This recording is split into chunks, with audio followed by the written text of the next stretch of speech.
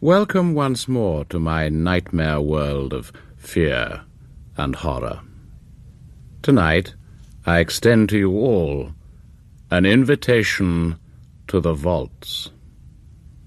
Water is inexorable. When tides turn, if not blocked off, the flood goes where it will. In the subterranean cesspits of our civilized world, rats in their millions run in fear before this flood, and if not stopped, they too go where they will.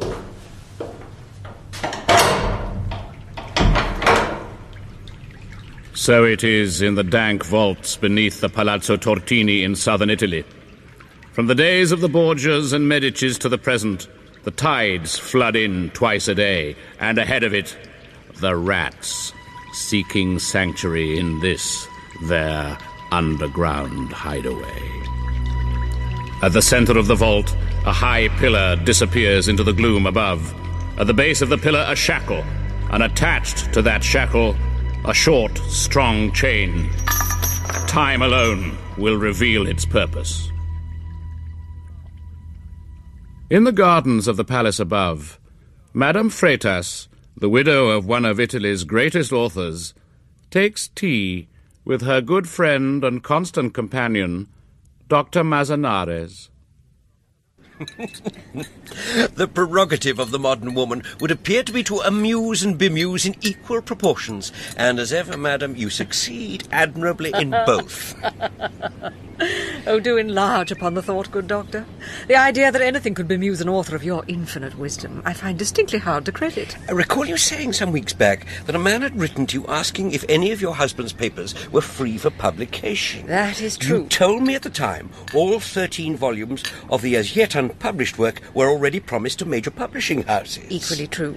And now you tell me this unnamed gentleman is shortly to arrive and curtail our afternoon tea. Unfortunately, also true. The name of the gentleman in question is one Albano Pisar. And the reason you decided to see him, in spite of your first reservations? He is a very special case. A very special case indeed. It was he who, as a publisher's reader in Rome, saw the worth of the first short stories my dear departed husband wrote. Ah, the stories, if I remember correctly, which were difficult to place? Difficult? Impossible. They'd already been turned down by every major publishing house in the country, including the one for whom this Albano Pisar worked at that time. So how did they come to be published?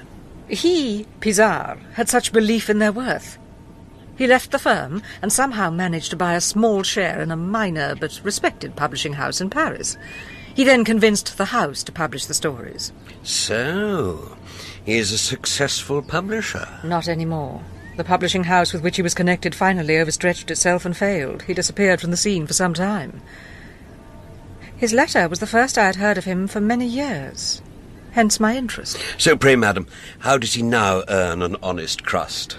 He says he is an author's agent. An agent? Did I hear you correctly? I am to have my tea curtailed by an agent. How could I ever said an honest crust? No agent has ever earned an honest crust. Starving. Not a bite to eat on the train for love nor money. If I'd had money, the poor travel crushed together like rats. And I, who was meant for greater things, am constantly forced by circumstance to join them in their jowl-to-jowl misery, imitating that species of vermin I most abhor. I mustn't think about them. Not the rats. If the caretaker hasn't cleared them from that vile tenement I inhabit, I mustn't think about them. No. Think of Madame Freitas. She will surely reward me for my help in getting her husband's career underway. If it wasn't for me, Freitas would have lived and died a non-entity. Madame must realize she owes me much. She must. A beautiful car. That's how I should be travelling. A limousine with a chauffeur at the wheel. For the moment, no chance, but soon, with luck. The chauffeur's looking straight at me. This car is for me. Already the dream starts to come true. You had a good journey, I trust? Delightful. I was tempted to have my chauffeur drive me, but the roads, I know, can be a little bumpy this far south. I do find, being honest, that first-class travel gives one ample time to contemplate the landscape in comfort. The journey over in a trice. The only tragedy is the lack of an acceptable restaurant course these days. The pastry is enough, or would you No, this is wonderful. Thank you. Plenty. You know, you've changed a great deal over the years. I remember you quite clearly as a thin young man. And now what you see is a fat old one. No, that was not in my mind. Your face has, if you will excuse me, hardened a little over the years. It has been a somewhat hard life, madam. Of course, my recent success makes life a little easier, but there were difficult days. Why didn't you contact my husband, then? Oh, I did, madam. I telephoned frequently, but my calls were never returned. In the end, Do you know why? Maybe sometimes there are areas of our lives that we do not wish to reopen. I presume that was the case with your husband, and naturally I respected that right. Hopefully, what little I have to offer may go some way to making up for any slight you may have felt. There is still some of his work unspoken for. As I explained in my letter, the books are already tied up with publishing houses. Indeed, but I was wondering about his correspondence. Is that also spoken for? Yes, I'm afraid so. Oh. With the proviso that it is not to be published until after my own death. Really? May I ask why? There are certain sensitive areas that I would rather not have revealed during my lifetime, but it is a matter I would not care to discuss further. But of course. My apologies for introducing the subject. That is all right, monsieur. You weren't to know. So, while the bulk of his work is spoken for, I can only presume, as you were kind enough to suggest, I journey from Paris, and that you allow me to take up your valuable time like this, that there will be something to make my journey worthwhile. This leather folder contains all that I am free to let you have. It's locked. Ah, yes. The key.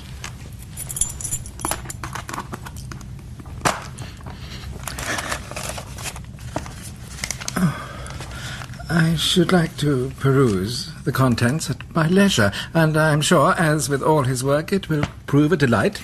And what would be your intention if you found the material was of use? I have in mind a slim volume, exquisitely bound, printed on the best possible paper, with introductory notes and addenda by myself. A very fine and expensive limited edition, in fact. I believe there must be a market for such a collector's item. You may indeed be right. So perhaps I could take this folder with me and come back and discuss it with you tomorrow at 10:30. But of course. Nothing. Nothing whatsoever. This is a joke. An insult! I'll be revenged for this insult to my intelligence. But how? Correspondence, she mentioned, certain sensitive areas that must not be revealed during my lifetime. That's how she put it, not even to be discussed. But what? Scandal. Scandal concerning their marital relationship, which was known worldwide as the perfect marriage. Not possible. And yet, such a story, if true and confirmed by existing correspondence, would cement my fortune forever. Picture the library. Recapture it in my mind's eye. Shelf upon shelf all around me. File upon fat file, every colour under the sun. Wait. In the corner, farthest from the doorway, the top shelf. 3 slim red files side by side. That's got to be it! In all that vast acreage, only those 3 files were thin enough to hold what I hope to find. But how can I arrange to be left alone when I call back tomorrow?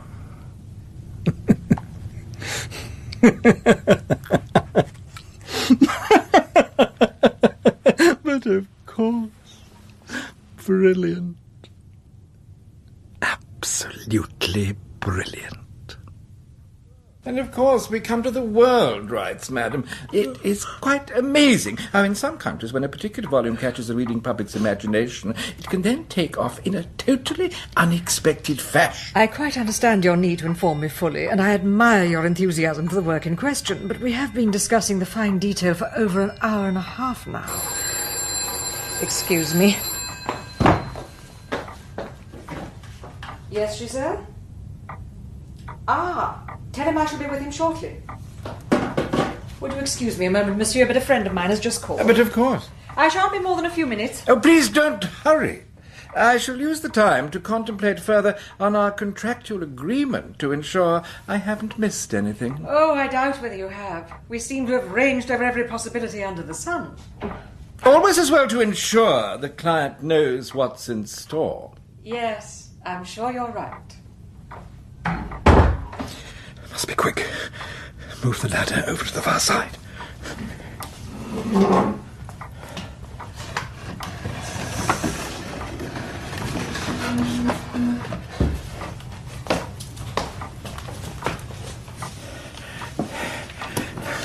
No, that's not it. No, just bills, letters to lawyers. No, this one. Damn! Only one last possible hope. It's sealed. Careful.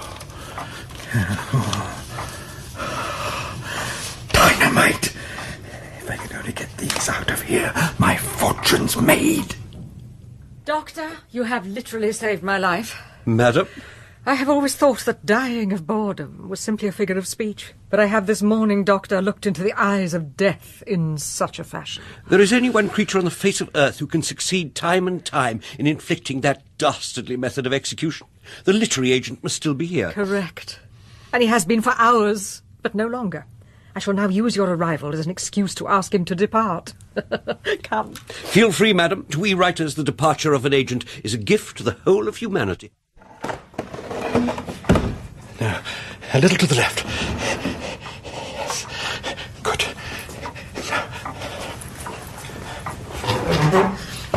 Where can I hide them? Oh, but of course, in the leather folder she lent me. Oh, hush. There we are. There. I did it. Relax. Good. Monsieur, bad news, I'm afraid.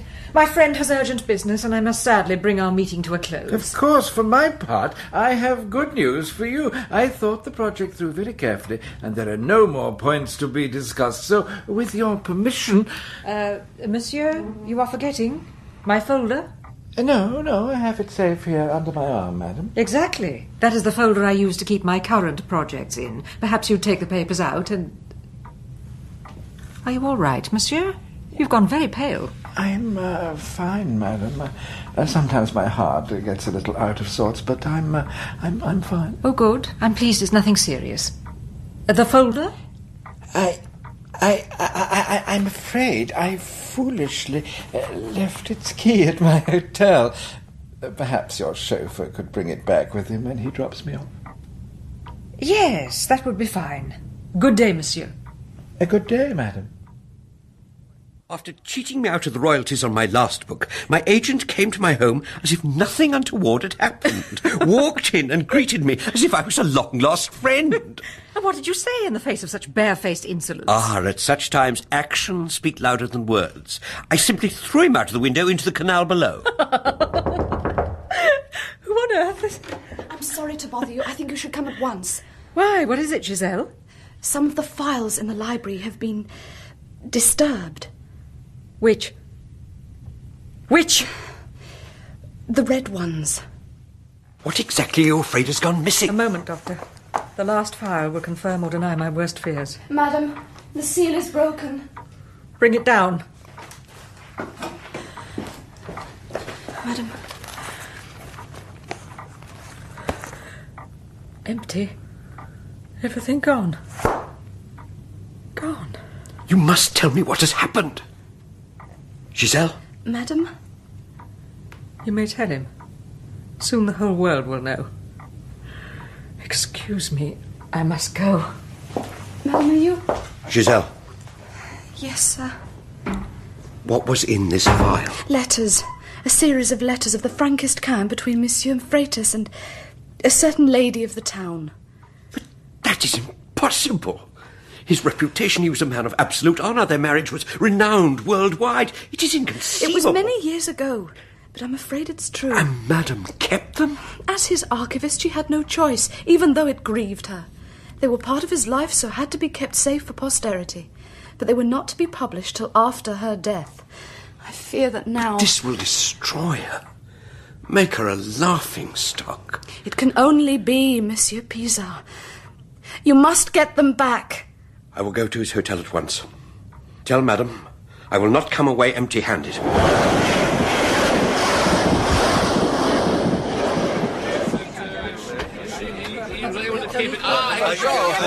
I'm sorry. As I said before, she's not here. Now, would you all kindly leave and stop constantly ringing the doorbell?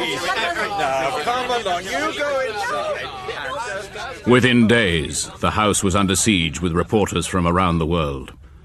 The doctor put his property in the Umbrian hills at the disposal of Madame Freitas until the ensuing scandal should die away, and promised that when it came to finally balancing the books, as it surely would, there was nothing he wouldn't do at her request, even to relieving Pizarre of his oh-so-worthless life. But in the cool of the hills, she used the passing months to plan a more subtle revenge, a Sicilian revenge. Death was too quick and too kindly for such a creature. And now she knew what his punishment must be, and yes, she would need the good doctor's willing help in putting her plan into operation. The Correspondence was the publishing coup of the decade. The appearances that Pizarre made on television ensured that within weeks he was famous, within months he was rich. Finally, Madame decided the time was ripe, and the bait was proffered. Dear Monsieur Pizarre, the financial success you have achieved handling certain of my husband's papers indicates it would be more productive for the estate if you handled the sensitive work that still remains secretly within my remit. If you are interested... If I'm interested... I've been handed a fortune on a plate. Bait has been taken. Hook, line and sinker. Now all that remains is to slowly reel him in. And make just one little purchase. One sharp little purchase. You're sure you won't change your mind and take a drink, Monsieur Pizarre? It must have been a long and tiring journey. And I thank you. In your letter you mentioned that you'd like me to handle other sensitive material in your possession. First, I wish to congratulate you on the success of the volume that you produced from the papers I gave you, and for letting me have the royalties so promptly. Yes, well, it is the job of the agent to be punctilious in such matters. Last time I was here, I detailed at length what would be my commission levels, what you would have to pay. You did indeed what I would have to pay for your last visit. Yes, well, if I handle this sensitive material for you, no one need ever know you release the material to me. Do you know the Koran, Monsieur Pizarre? I beg your pardon? The system of judgment laid down in the Koran. Well, I know it, of course. But I can't see what possible It has bearing... always struck me as such a sweetly reasoned document. Eye for an eye, tooth for a tooth. Just so simplistically and satisfyingly fair. I really didn't come here for philosophical debate. We have been talking a long time now about this and that. Isn't it time we got down to the real purpose of this meeting? Yes, you're right. So, many thanks for visiting me, monsieur, but now, all too soon, it is time for you to depart. Pardon, madam? Time for you to part. I have ensured you are aware of the teaching of the Koran, so we can now bring this meeting to a close. Is this a joke? I understood from your letter that there were other documents to be released. Sensitive matters, it says here. I do not care what it says there. I have no more to say to you. Madam, I have made a not inexpensive journey from Paris for a specific purpose. I have hotel and other expenses. I should have wasted a week for an hour in your company talking tosh. This is an outrage. I demand a recompense for my trouble and monetary outlay. Recompense? You demand recompense, Monsieur Pizarre. Yes, but it is rather a lot of money to lay out for such frivolous chat, madam. Very well, you shall be recompensed. Come. As I said in my letter, my husband left other material which I think may interest you, only this time you must pay the full price. Pardon, madam, if I inadvertently said anything. Enough, monsieur. You have made your choice. You demanded recompense, and recompense you shall have. We must go down the spiral staircase to the room below, his secret library. Secret library? Yes. I closed it down after my husband's death. Nobody has entered it since. Be careful, monsieur. There is a cabinet of his work down here. It was not widely known that he also devoted himself to experiments in the coarser fields of literature. You mean... You know what I mean, but I do not wish to discuss it further with you. You may see it with your own eyes. This is an amazing room. Truly palatial. The chandeliers above must have cost a fortune. They did. The walls are... I don't believe it. They're covered in red leather. Oh, you're right not to believe it. Appearances can be deceptive.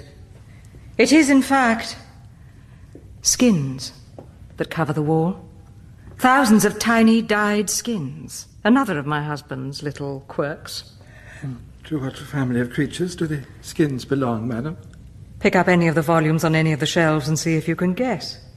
They also are covered in the self-same skin. But they're rotting where they stand on the shelves. That is the trouble with rat skin. It doesn't last, does it? Rats, I cannot abide the creatures. Good. Anyway, these books are not the work of my husband, so of no interest to me. Let them rot. But you said there was other material down here. There is. Over there. In that large steel cabinet in the corner. You may open it. But how can I? The gap between the cabinet and the wall it faces is too small. The door's too wide. Well, first you must go into the gap. Now, you simply open both doors in front of you. But I'll be trapped in here if I do that. Oh, come, Monsieur Pizarre, what do you fear? The books are going to jump out and bite you? I'm sorry, the rat skin on the volume I held made my mind crawl. I can't stand rats and the feel of its dead skin. Monsieur Pizarre, I assure you there is no dead skin inside the cabinet. Now either swing the doors open and see what's on offer, or let us forget the matter and return to the salon above. No, you're right. Books don't jump out unless you promise there's no dead skin in here. Books don't jump out, but of course rats do, particularly if they've been trapped without food for 24 hours. Still, I spoke true. No dead skin. The skin that covers them is very much alive. You saw everything, Doctor? I did indeed, madam. And? As I predicted, I think the man's disposition is such that, unable to physically escape, he will shortly escape by fainting. His timing is impeccable. Get him below, shall we? Yes, time to be putting him to the final test. You have the meat, Cleaver? It's already in place. Good. Recompense? You shall have recompense enough, Albano Pizarre. Save your strength, my friend. We have much to do. The tide in the vault below will soon be on the turn. Open the hatch. We'll get him down. Hold his arm while I place the manacle on his wrist. The chain and its shackle at the bottom of the pillar are strong enough? So the blacksmith tells me, yes. Good. The tide is turning. The flood will soon begin. Perfect. How long before he comes round? Where am I? Where have you taken me? You are in the vaults beneath the Palazzo Tortini. The tide has turned and is in the process of flooding in. But at your feet you do now have a weapon with which to defend yourself. Cleaver? Against the tide? No. Against the rats that the tide drives in. See? No more rats, please. You know, I can't stand them. Not a pretty sight, are they? Evil red eyes all aglint in the dark, bodies coated with sewer slime, and in their hundreds they will come, Monsieur Pizarre. Oh, I was so pleased to discover you don't like them. Please! They will hold back at the water's edge for as long as they can because of your human presence, but finally they will have no choice but to move forward or drown. So they will move forward. As you can no doubt see, the construction of these vaults will drive the rats past the pillar to which you are chained. They will be attracted by the fresh blood on your face, and will surely attack you if they sense fear. So do be brave, Monsieur Pizarre. Be brave. Remarkably bold tool, these sewer rats, Yes. and sensible. They go for the eyes and the throat, as you discovered upstairs. But you may defend yourself with the cleaver, and you have a first-rate chance of surviving their attack.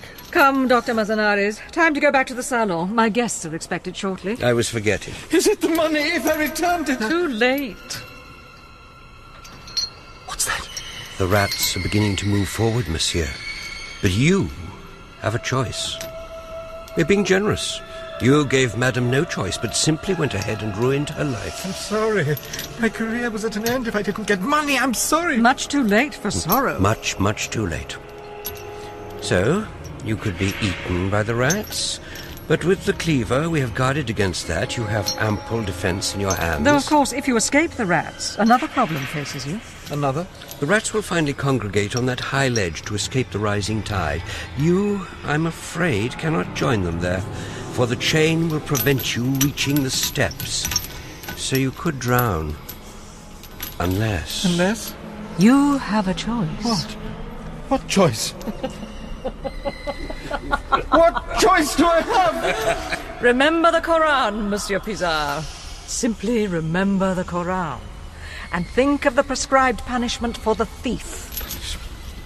And if you think the punishment is just in your case, you can be both judge, jury, and he who executes the sentence. That is what the nice, sharp meat cleaver is really for. What is the sentence? Think about it. It will come to you. As the water laps your mouth and you contemplate death by drowning, I'm sure it will come to you.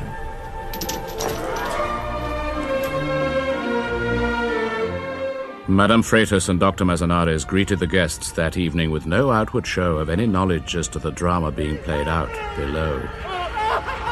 Water, as I said, is inexorable, and tides will have their way. It was a night to be remembered.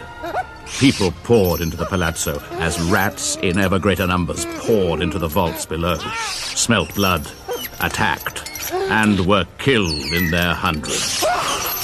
But water also poured, and finally rose to drowning depth. I won't do it. I won't do it to him. What other choice is there? What other choice? They were right. There is no other way.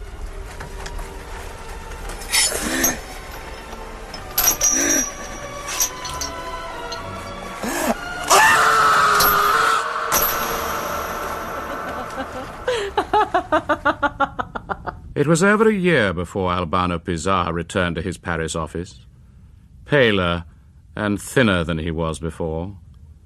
Everyone noticed how much better he treated his authors thereafter, but with women clients he had no dealings. And he never ever spoke of how he came to have had his left hand hacked off at the wrist. The cast in that chilling tale of revenge was Madame Freitas, Sarah Badel, Albano Pizarre, Roger Hammond, Dr. Manzanares, Ian Lindsay, and the secretary, Emma Gregory.